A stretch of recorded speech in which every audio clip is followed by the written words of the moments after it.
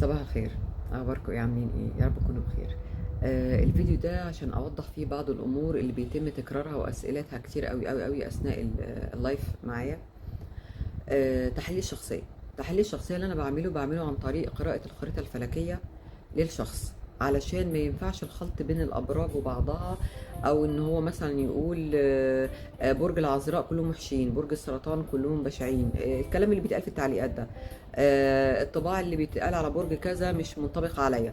طيب هرجع واقول تاني، تحليل الشخصيه اللي انا بعمله ده جزء مكمل للجلسات اللايف كوتشنج بتاعتي. بمعنى ايه؟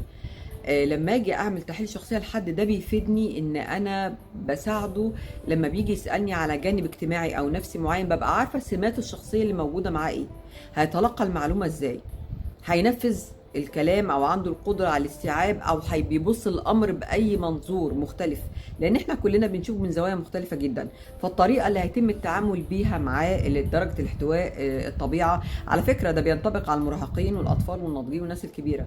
هو لو عايز يساعد نفسه وعنده الاستعداد ان هو يعمل حاجه او يحل المشكله، فبالتالي مش هيعاند كتير في بعض الابراج او بعض الطاقات اللي بتبقى موجوده مع كل واحد فينا. بتخلي طباعه حاده، عصبي، مندفع، ما عندوش صبر، عايز الحاجه كانك مثلا عايز تديله الحل بالمعلقه تشربه له مثلا في كوبايه. طبعا كل ده غلط، ما ينفعش.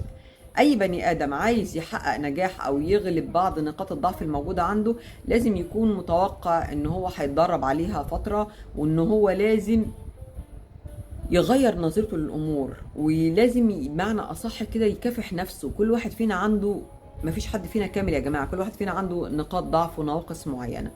انا عشان اتدرب على العصبيه، اتدرب على الصبر مثلا، هعمل ايه؟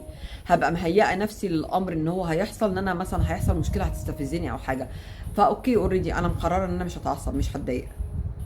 طب هعمل كده ازاي؟ بالتدريب. هرجع تاني بس لنقطه التحليل الشخصيه والخريطه الفلكيه، اللي هو نظام ده بيساعد دعم.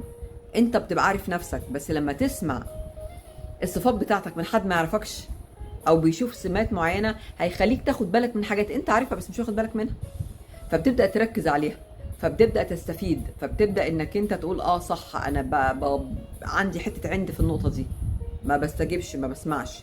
فلو انت عندك الاستعداد انت عايز تغير النقطه دي، فبتبدا ان انت تشتغل عليها، تدرب نفسك. تحليل الشخصيه بيعمل سبوت لايت، فلاش، على حاجات معينه انا ببقى عارفاها بس مش غافله عنها، جايه بتعدي عليا مرور الكرام صغيره، لكن لما بتسلط الضوء عليها، تسليط الضوء عليها بيوضح لي امور كتير قوي قوي قوي قوي، بيخليني ان انا اخد بالي، اركز انا مش مركزه فيها فبركز فيها. دي حاجه. الحاجه التانية، ما تجيش تسالني وتقول لي ايه اللي هيحصل بكره، اللي جاي، خديجه وزعرور هيطلقوا، ولا مش عارفه الحاجات الغريبه اللي بتسالوها دي، جاي لي فلوس، هشتغل مش هشتغل، احنا اتفقنا الكلام ده كله دجل، انا ماليش علاقه بيه. بدون بقى الخوض وبدون مهاجمه ومحاربه الجهل والدجل والفتنه والسحر والكلام ده كله، انتوا عارفين، مش محتاجين حد يقول لكم. كل واحد ماشي زي ما هو مزاجه وهواه جايبه، فما فيش حد بيجبر حد على حاجه، وما فيش حد اللي عايز حاجه او متشعلق في حاجه معينه هو مقتنع بيها. كل هرجع اقوله وهقرره واكد عليه، ان اي بني ادم عايز يقدر ان هو بيوهمك ان هو هيشوف لك حاجه هتحصل، كان نفع نفسه، بس كان قدر ان هو يقدر يحل المشكله دي بتاعته، يقدر يبقى عارف الخير فين والشر فين ويتجنبه.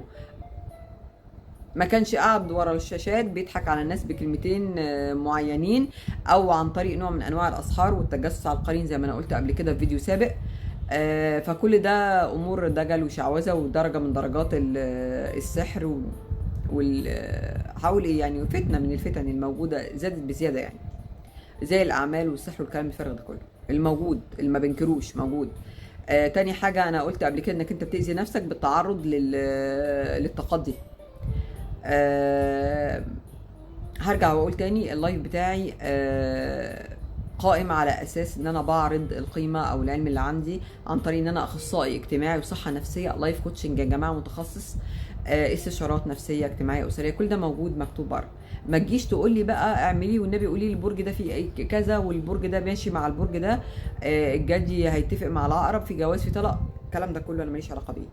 انا زي ما انا قلت، انا لما بشوف تحليل الشخصيه وبشوف ان مثلا في حاجه ناقصه معينه في الطاقات الموجوده قصادي، ده بيساعدني ان انا اقول خلي بالك من كذا في طباعك، ده ممكن هيؤدي بيك لمشاكل او عقبات في العلاقات الاجتماعيه حواليك. بلاش العند، بلاش الاندفاع، بلاش عدم الصبر، بلاش التهور، بلاش يعني زي صفات كتير معروفة جدا.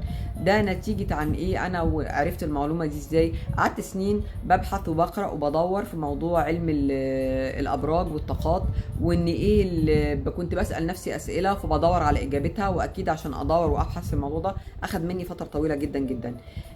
ليه مش كل الناس متطابقين؟ ليه مش كل برج الجدي مثلا متطابق، او كل برج القوس متطابق، او العقرب، ايا كان؟ اللي بيفرق وبيفصل هنا الطاقات وملامح الشخصيه بتاعت الطباع اللي هو كل واحد فينا واخدها من مجموعه من الابراج، مع طبعا التربيه والمرحله العمريه مهمه جدا جدا جدا. وكون ان السلبيات، انا ما بقولش سلبيات، كل واحد فينا عارف سلبياته كويس قوي، لكن حتى لو هصيغها بطريقه خفيفه، بطريقه تنبيه مش اكتر من كده. امور كتير بتحصل معانا انت بتبقى عارف انت عاوز ايه او مصر على ايه، انت بتبقى عارف على هوى نفسك، بتبقى عارف على صفاتك وسلبياتك، وبتختار الطريق الخير او الشر. دي حاجه بتاعتك انت، مش بتاعتي انا ماليش دعوه بيها. حاجه اقول مثلا ده حد متسلط، ده حد نرجسي، ده حد مريض نفسي، بتحددها على اي اساس؟ كلنا لينا سلوكيات وتصرفات كتير بتبقى غلط، انت بتحددها على اي اساس؟ بتحكم على اي اساس؟ احنا متقلبين، احنا بنتصرف تصرفات اوقات كتيره جدا جدا بتبقى مش محسوبه، وقت غضب، وقت نرفزه، وقت عدم صبر، وقت رغبه في حاجه او تعلق في شيء معين، نوع من انواع اوقات الانتقام او الاساءه للغير بغرض ان انا عايزه اثبت ان انا صح. حاجات كتيرة قوي قوي. فما ينفعش تيجي تتهم حد وتقول عليه مريض نفسي كده منك لنفسك كده وخلاص، او تقول عليه ده نرجسي، او التشدق بالعبارات والكلمات اللي بتحصل دلوقتي كتير جدا من غير اي علم او دراية. اسهل حاجة بقى يتم استخدامها، علاقة توكسيك، ده شخص سام، ده دي مش عارفة ايه.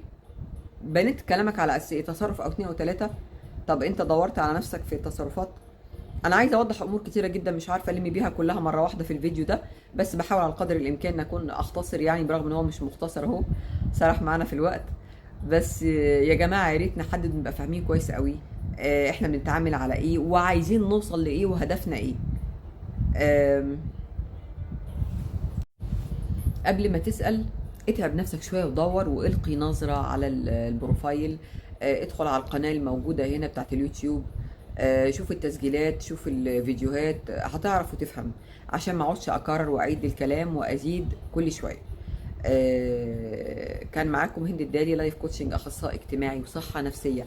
تحليل شخصيه جزء مكمل بيساعدني انا في التعامل مع الشخص اللي قصادي، بالسمات بتاعت الشخصيه بتاعته، بطباعه، بظروفه، بطريقه تفكيره، باستقباله للمعلومه، بقدرته على تحمل الضغط او قدرته على المقاومه. امور كتير جدا جدا حاولت اوضحها في الفيديو ده على قد ما اقدر، وارجوكم يا ريت تسمعوا الفيديو قبل ما تدخلوا اللايف، واتسال اسئله تبقى نوعا ما ملهاش اي علاقه باللي انا بقوله وبالهدف من اللايف بتاعي. كان معكم هند الدالي، ودمتم بكل خير، سالمين، السلام عليكم.